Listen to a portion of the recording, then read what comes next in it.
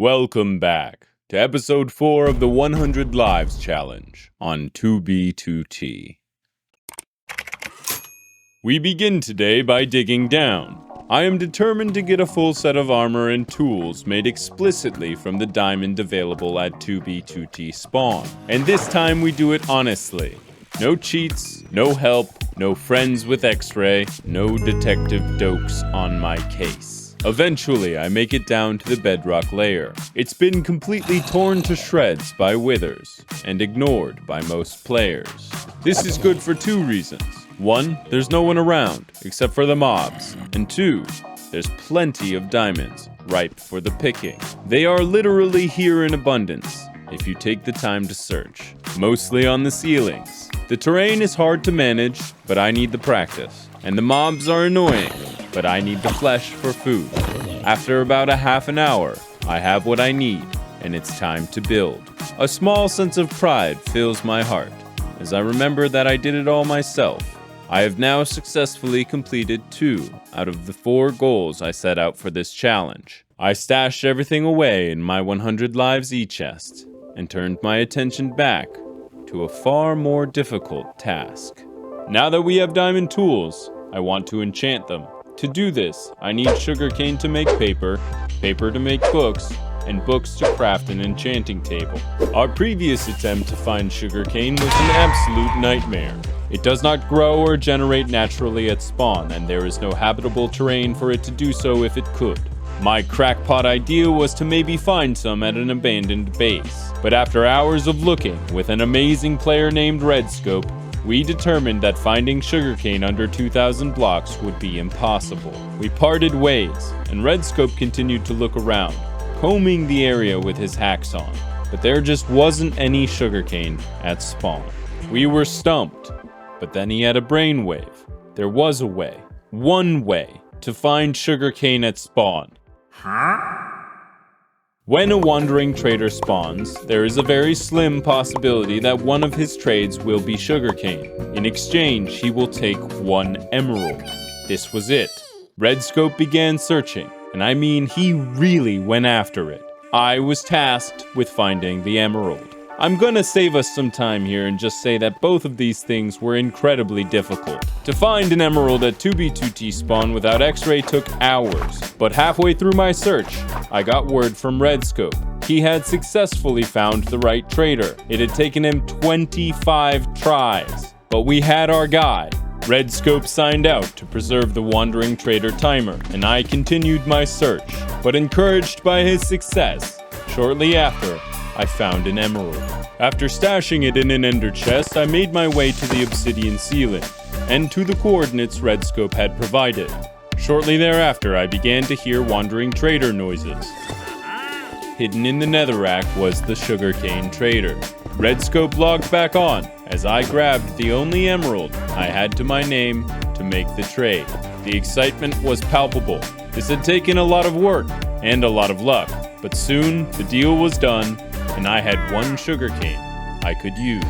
After a brief celebration, I heeded Redscope's advice and locked up the sugarcane until I could farm it safely. We parted ways once again, and I began my journey back underground. Earlier, while looking for diamonds, I had gotten lucky and found a group of chickens stuck in the bedrock floor.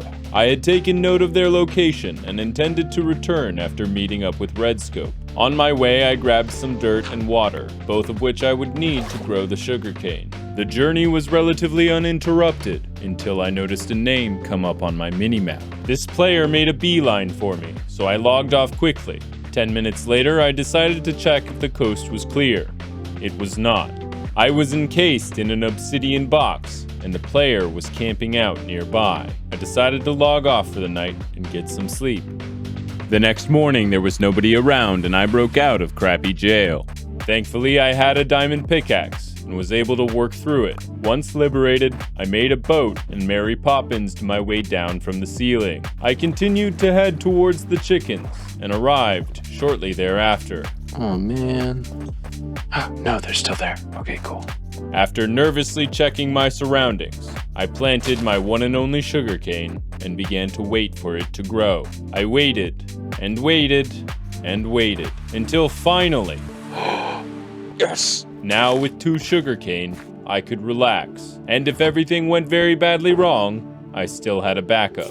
I moved and rebuilt the farm slightly off the beaten path. With 1 sugarcane locked away, I no longer needed to be directly beside an e-chest. I made a trap door and walked over to check on my chickens. After locating them in the bedrock, I broke them out so they could be closer to the farm. Yes! Yes! Successfully trapping them in my mini base, I felt I had earned a small treat, so I made myself some golden armor and rejoiced. Shortly after, we grew a second sugarcane. Everything seemed to be coming along. This small dugout had the potential to get me not only an enchanting table, but my 4th and final goal, a spawn animal farm. Feeling I was being watched, I checked my map and noticed a player nearby. I logged out immediately and waited 15 minutes. When I logged back in, the same player was still there. It was another late night, so I logged out again and went to bed. But deep down in my soul, a part of me knew I would never see those chickens again. The next morning, I checked my Discord and saw a message from Hackle. My log had been documented, and I had a feeling that meant trouble. Sure enough, when I joined back in, I was trapped in obsidian, drowning in water, and burning on a campfire all at once. I decided to phone a friend, and once again Redscope came to the rescue. But my farm and my chickens were completely gone. We decided to relocate to a different part of spawn, one that was hopefully slightly less trafficked. On the way, we passed some signs that were very suspicious. We traveled to the very edge of spawn and dug down to bedrock level, and we began to clear out a space for another farm. With the sugarcane planted, once again the only thing to do was wait. Redscope passed the time by decorating the space in emerald blocks and covering it all in obsidian. I decided to make a sign farm for some reason. I don't know, we were both kind of bored, but eventually we got another sugarcane. I took the sugarcane and made paper. I turned the paper into books. Yo! Let's go! I built the enchanting table and got to work. Conveniently, Dead Pixel arrived right as I was running low on XP. What are you doing? What are you doing? Hey! Hey! Apparently both of them had super low durability armor. I have my doubts, but even after their XP splash damage, I still didn't have enough to enchant everything. So I began making my way up to the obsidian ceiling. I beat you.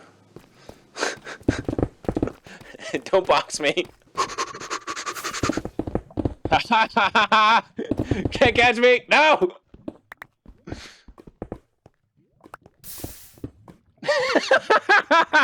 I suppose having good friends on Minecraft's oldest anarchy server does tend to have its perks. I'm already level 30, literally suffering from success. So when we finally arrived, I no longer needed to farm XP. Look at all these melons, bro. I finished enchanting my armor and realized that I had now completed 3 out of my 4 goals. You might be realizing something. I've only died 16 times, and I'm almost done with all of the goals I've set myself for this challenge. We're gonna talk about that more later. Projectile, protection, and depth strider. We take it. But for now, Redscope had locked on to some chickens, and it was time to build a farm. There's a lot of chickens down here. Okay. And an egg. Oh, it's a 1 out of 16 chance. Let's go. Ready? Let's roll them dice, baby. Yeah. Yes! Let's go! I fed the chickens we had and built out a small crop to make more seeds. The beginnings of a farm. Oh, that's cozy. I love that.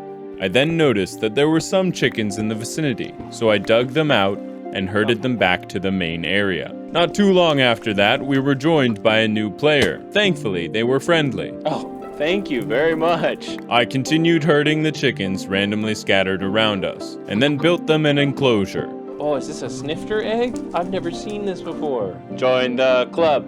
Join the club. At some point, I noticed that Redscope was working on a secret project in the room next door. What is happening behind? I hear sounds back there. But I wasn't allowed in yet, so my focus shifted to our sniffer, which had just hatched.